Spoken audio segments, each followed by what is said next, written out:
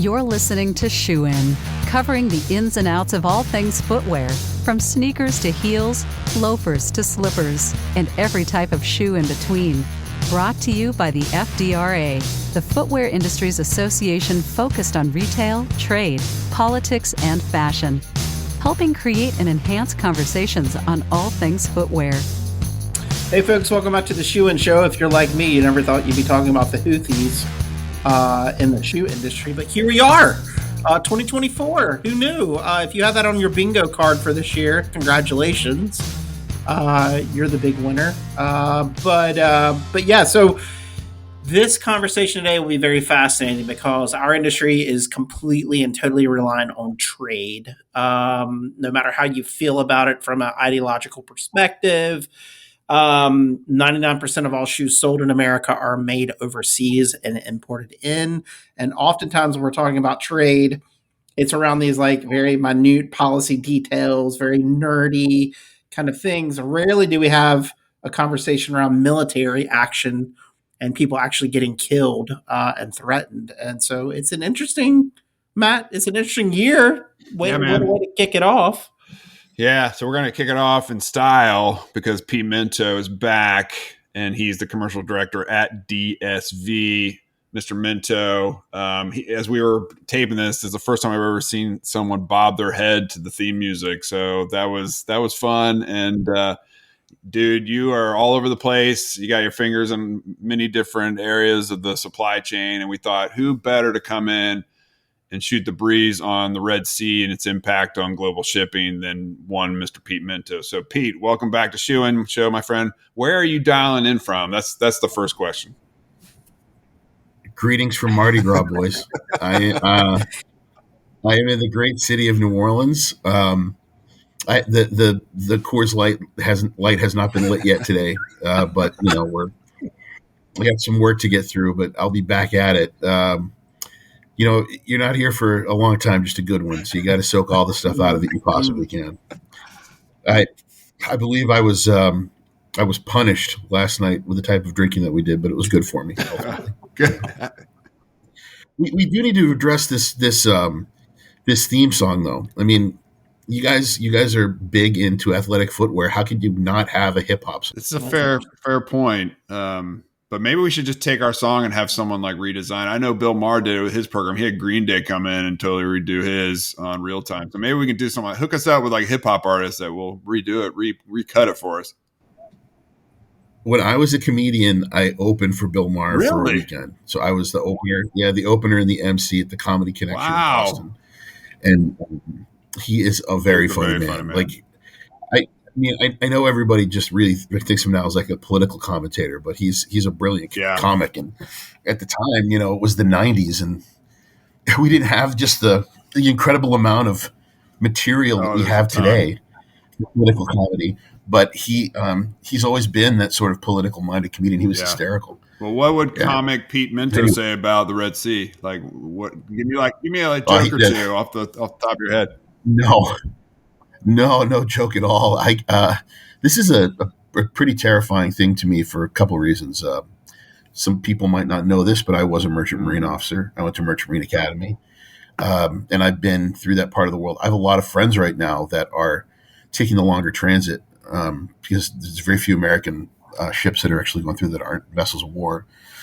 But the reality of being at sea with a bunch of cargo in 2024 is you're doing it without a net. You're doing it without a lot of support. I highly suggest everyone take some time, go on Apple TV and watch the film that came out a few years ago called Greyhound. Yep.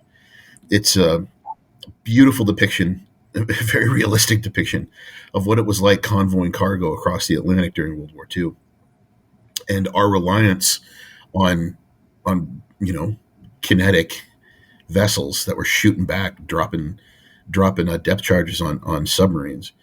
Today, it's 2024, and we're in this very asymmetrical kind of situation where you have the Houthis, and other supported groups that are able to take a $2,000 drone and do damage to a vessel, and we're fighting those with $2 million a piece missiles, and multi-million dollar, ship like the Sea was, the close-in weapon system for for these vessels. And the terrifying thing to me is it was scary enough going through there just knowing that it was possible that you could have something happen to you, but now it really is happening. And the cost to transportation now, we're just starting to feel it. We're beyond just rates, we're beginning to see the backup on equipment. It's taking longer for us to get containers and the such back to Asia.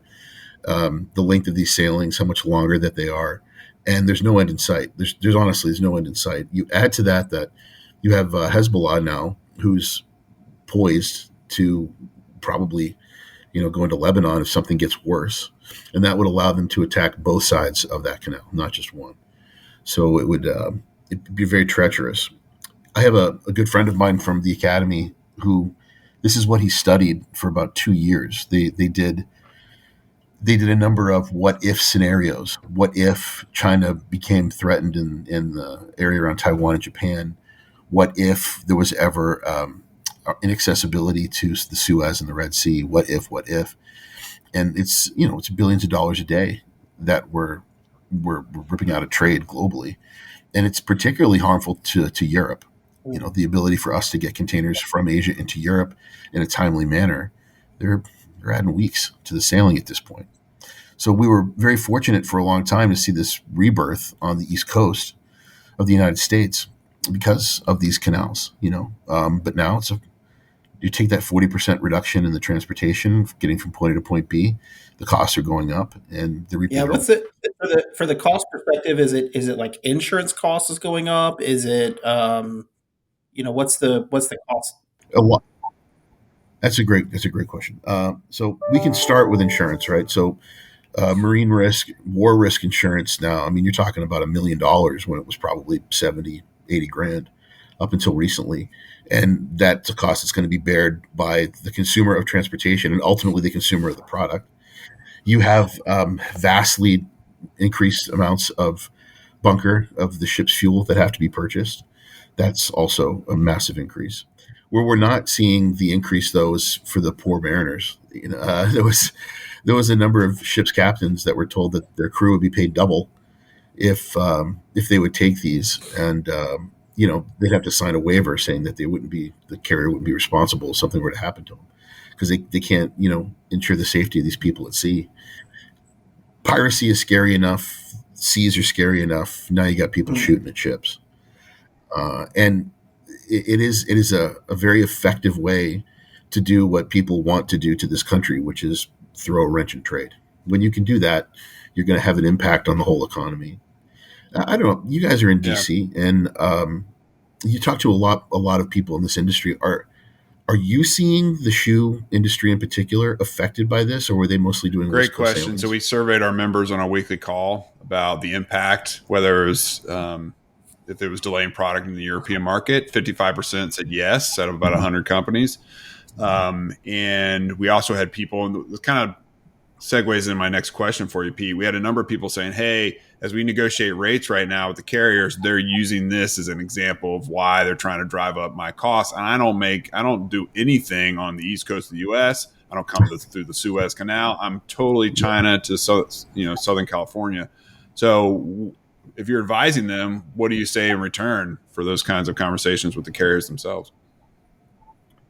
Well, we're in a situation where there's always going to be just enough space on the ship so that one container doesn't go, right? There's always going to be just enough strings, just enough sailings. And we've seen for a year and a half now, these carriers just gotten slammed back to reality on their rates post-COVID. And I think there's still a lot of chaos in how they're managing their equipment, their vessels. So repositioning all these ships, repositioning all the voyages, there's a lot of cost that goes to that and a lot of planning, and something is going to be left out in the cold. So, you add the things I just talked about, insurance, transportation cost, the associated bunker, and it puts them in a position where they can raise those rates. What we're not seeing, right? So the big change here was forwarders and VOCCs. We were able to reap significant profit and benefit from this during COVID because lack of capacity. Right now, there's still capacity. It's not like you can't find space. It's just taken forever for it to get where it needs to go. So, the broader transportation community who's reselling this is not really seeing a greater profit. The cost itself is going up, but capacity has not really been squeezed yet. And I talk to people a lot smarter than me that I work with about this capacity issue, and they're saying that if this continues, it will become a problem, just because of the length of what's going on getting around the Well, table. I think the capacity issue is going to have a problem because the economy is still doing well. Meaning, like, yeah, like we were afraid, we rebalanced our inventories are a lot better. But human nature is you're looking at it and you're saying, hey, people got more money. They're probably going to spend more this year than we thought. Should we bring in more inventory? And all of a sudden, if every industry does that, you're going to start to see what we had a year ago. And people's memories are short, and we're going to have. And I'm not saying it's going to be the same level, but it is going to creep up faster than people think because the economy is doing better than we thought. What do you think about that?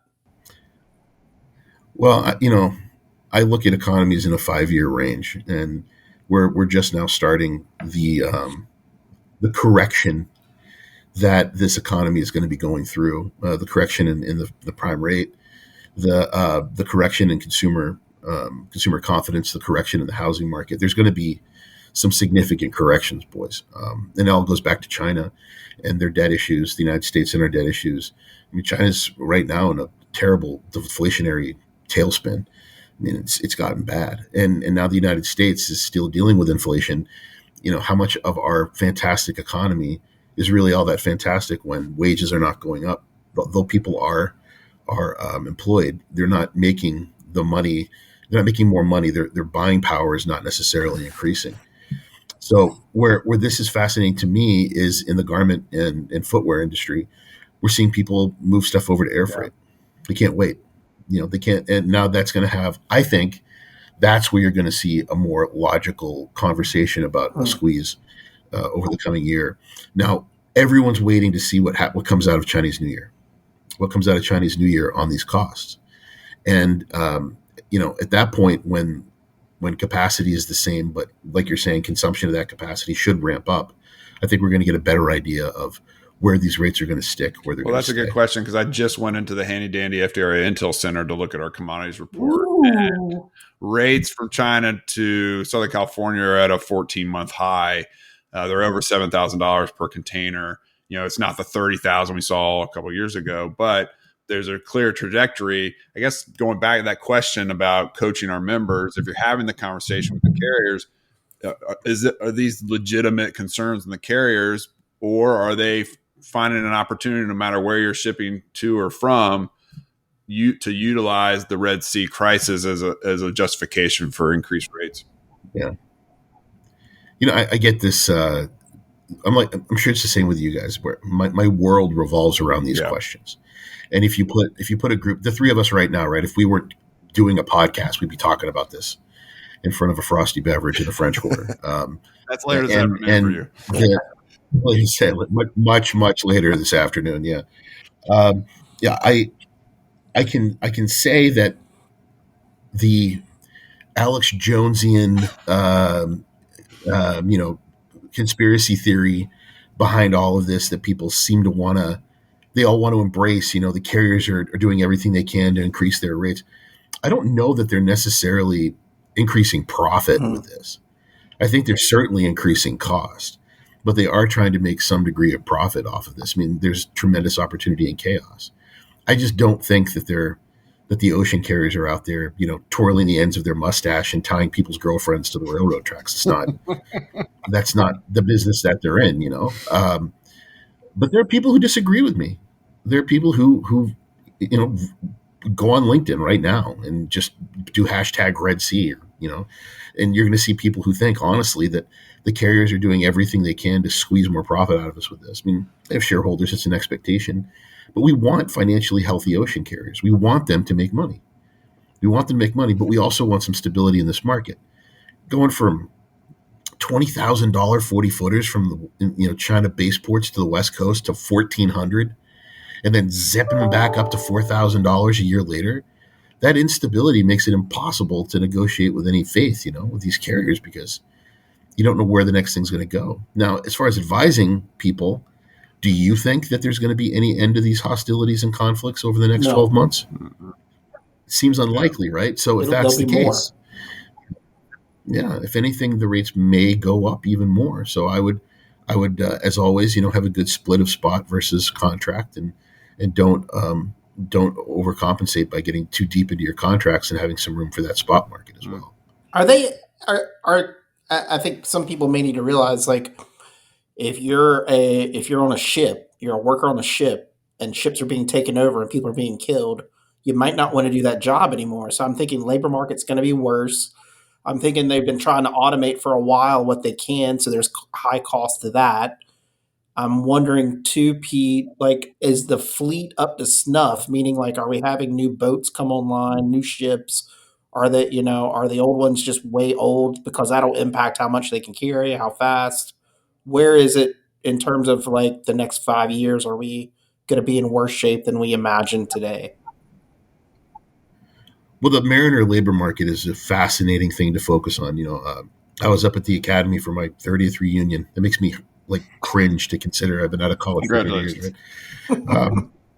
Yeah, You did it. You made it this They far. were yeah, they asked me very kindly to leave after my 4 years there, and then put me on boards and stuff. And like, I was the worst midshipman ever. How do I end up giving you people advice?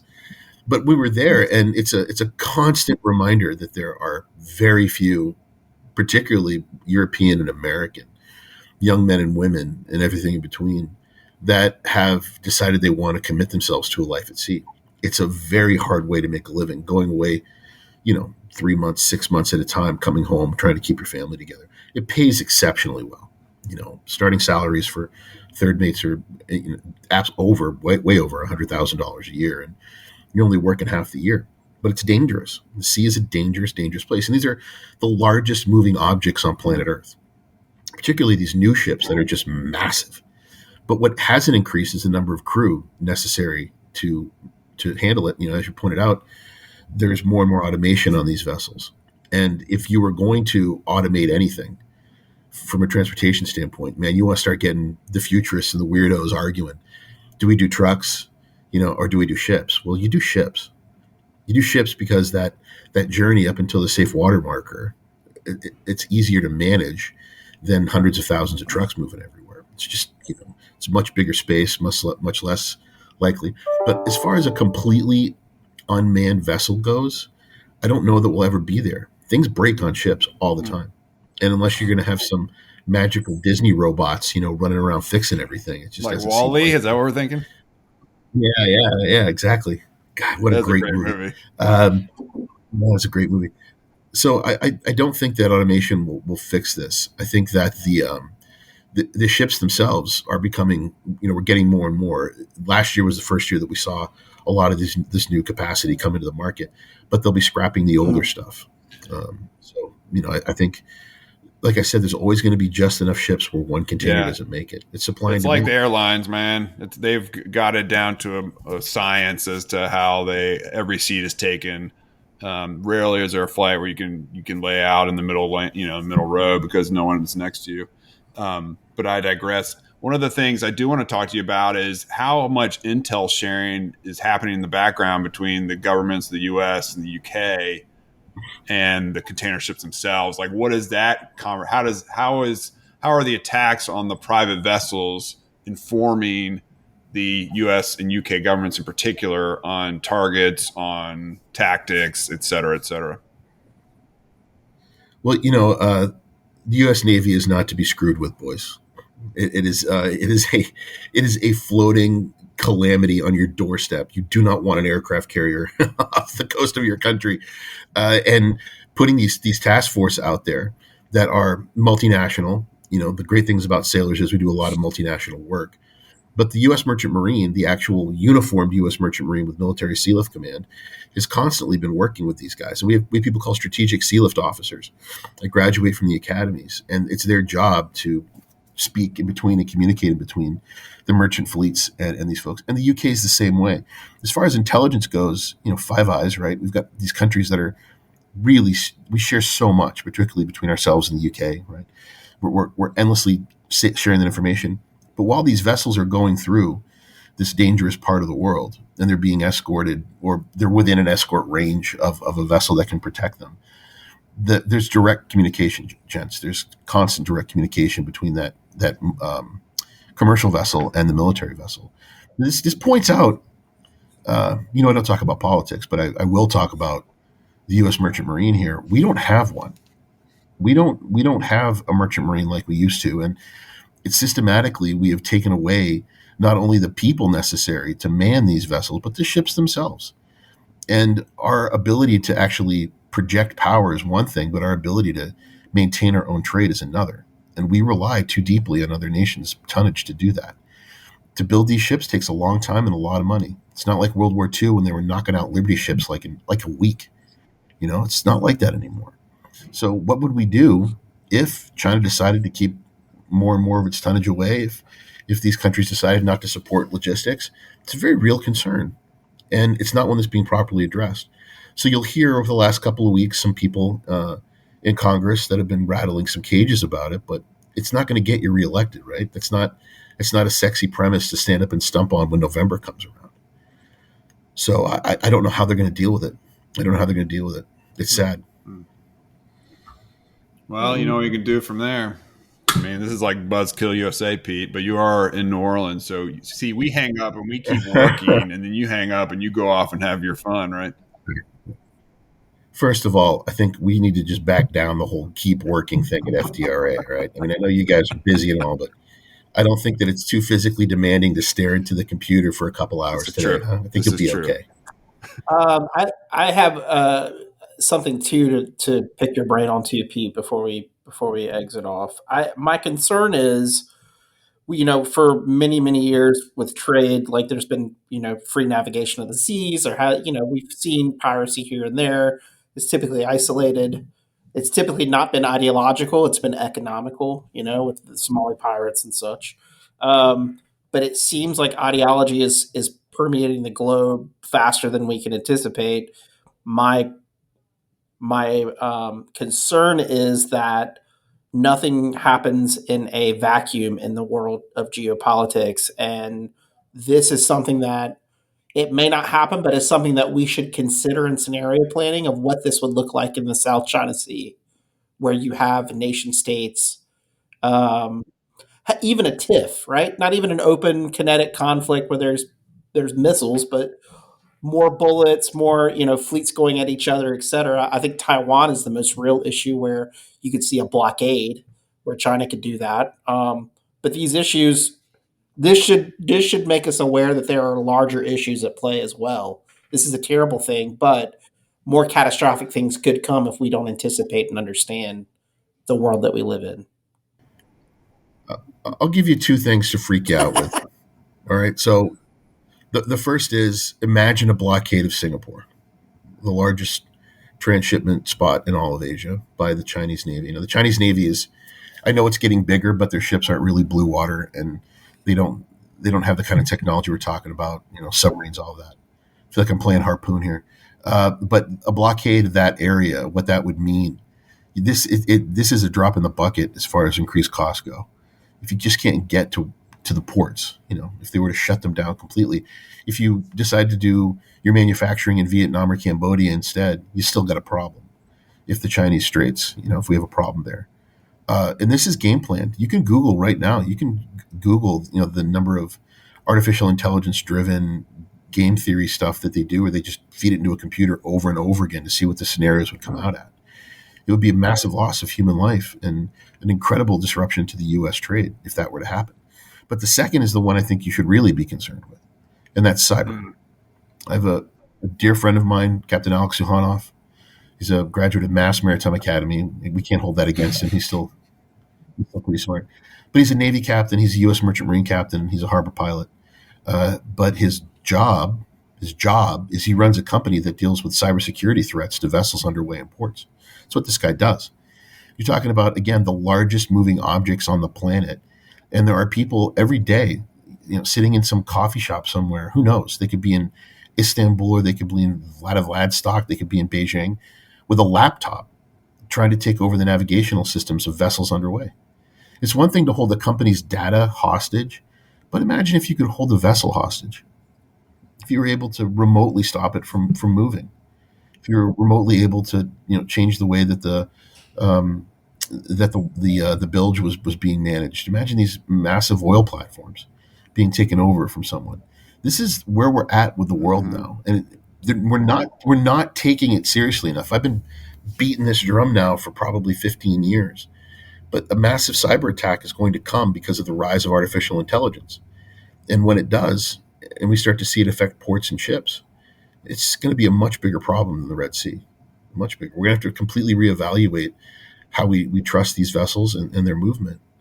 So that should freak you out, because these carriers are making the investments right now to be more secure, but they're just one part of a much larger. I mean, to kind of double down on your point, Pete, Axios just had a story where Chinese-backed hackers have had over 5 years of unfettered access to some of the United States' critical infrastructure. It's like, what? I mean, it's unbelievable. Yeah. So if you want to freak out, I'll send you guys the article. There's free applications online right now where you can upload a photograph and it will make a perfect copy of any state's driver's license or a passport. You can even scan it.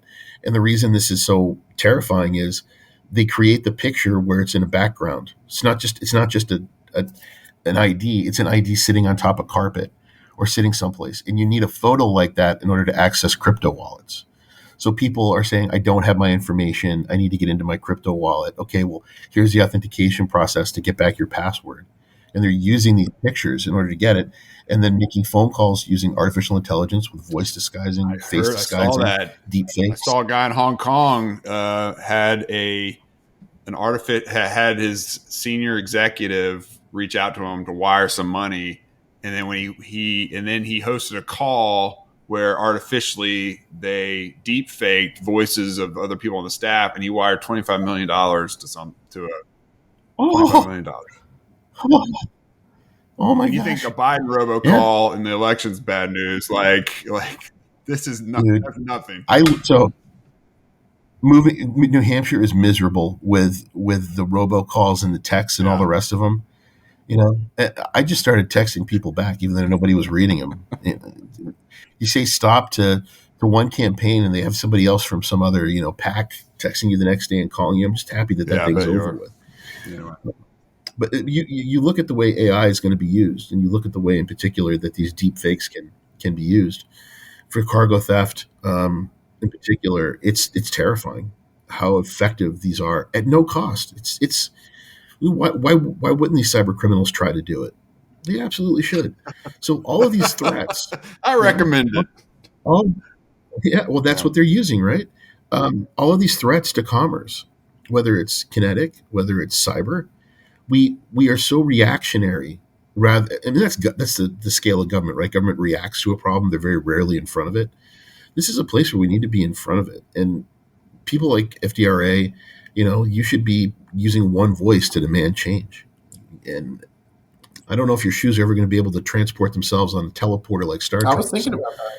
At least in about that. I will say it's a good time to raise. We are having an executive summit in April in Washington, D.C., bringing together 150 of the leading CEOs and executives. The theme of the summit is succeeding in the artificial age. Understanding the artificial age and succeeding in it. Some of that is authenticity when it comes to consumer facing. Some of that is optimizing. Some of that is defending. But you have to be in the room to hear our expert speakers come and discuss these things to understand how it's going to impact your business, how to find opportunities, and how to defend against risk.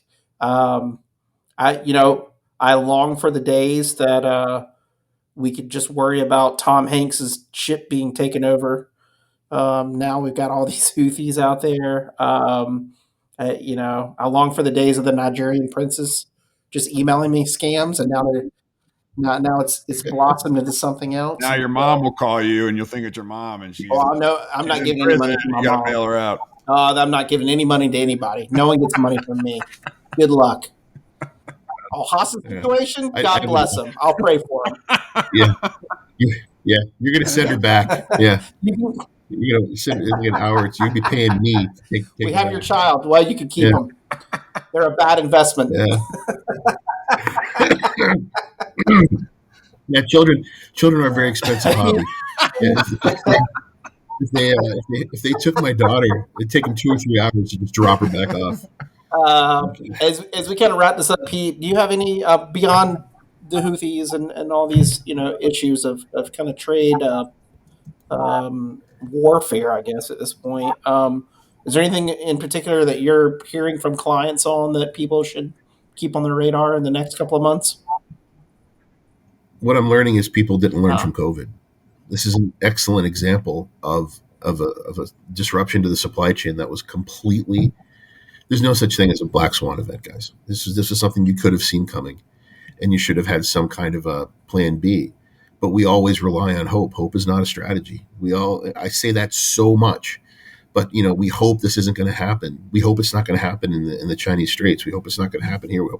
Hope doesn't do you a damn bit of good. You need to have a plan. You need to step up and have a plan. Now, this is a place where the carriers will collaborate with you. They'll talk to you about what they would do if something were to happen. Freight forwarders would love to sit down with you and talk about what would happen. So stop relying on everyone else to fix your problem and being victimized by events around the world.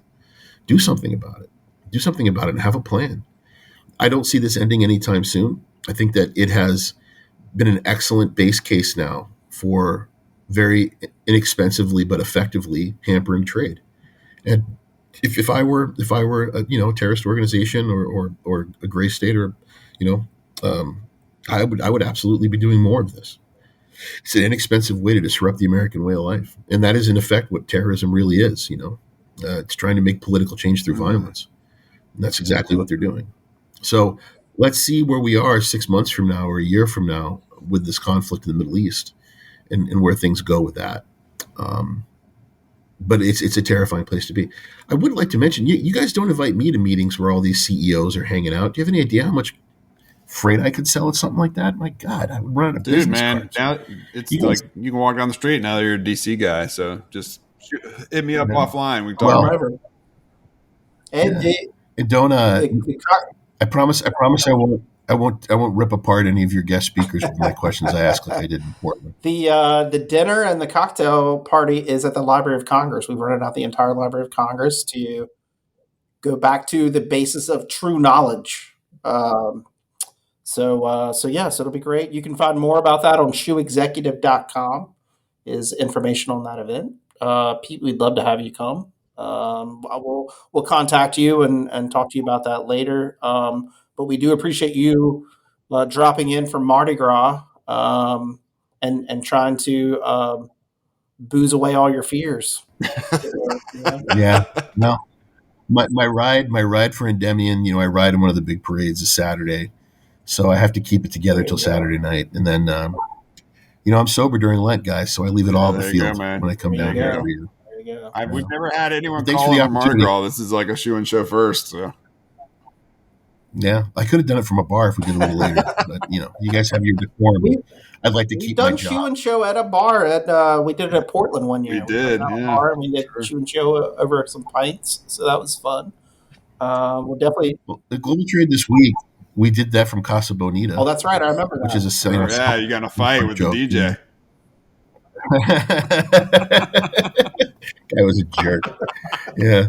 That was an absolutely excellent Global Trade this week with Doug and I. I would like to plug, I'm going all over the country doing full day seminars. You can find out more on my LinkedIn page, and they've been sold out and they've been fantastic, and doing 24 this year. Good for you, man. 20 public speaking. Bill Maher doesn't do that many dates anymore. He makes a lot more money for him, though. I'll tell you that. There you go. And folks, you can drop us a line too if you don't know Pete and want to be introduced. We're happy to do that too. So just drop us a line and we'll do the introduction. What happens after that introduction is all solely risk that you take on yourself if you're able to take no risk to that relationship building. Very funny. Very funny. I like the give and take nature of my relationship with FDRA. You guys are the scoop. All right, folks, thanks for joining on today's Shoe and Show. We appreciate you listening. As always, we're covering the ins and outs of the footwear industry, in particular today, the trade discussions. We have Pete on from time to time. He's been to several of our events, and we keep having these conversations. Drop us a line if you're having issues with logistics I think part of what we try to do is pull companies together, share intelligence, and try to strengthen the industry as a whole. F3A does that pretty well. So if you're having issues and you feel like you're floating out there on an island, join FDRA, get involved, come together with 200 other footwear companies, and we're able to provide a lot of support and services to help your business through these kind of changing bellicose times. But next week, new episode drops. Until next time, Shoe is out. Shoe In has been brought to you by the FDRA, the Footwear Industries Association focused on retail, trade, politics, and fashion, helping create and enhance conversations on all things footwear. For information about FDRA, visit fdra.org.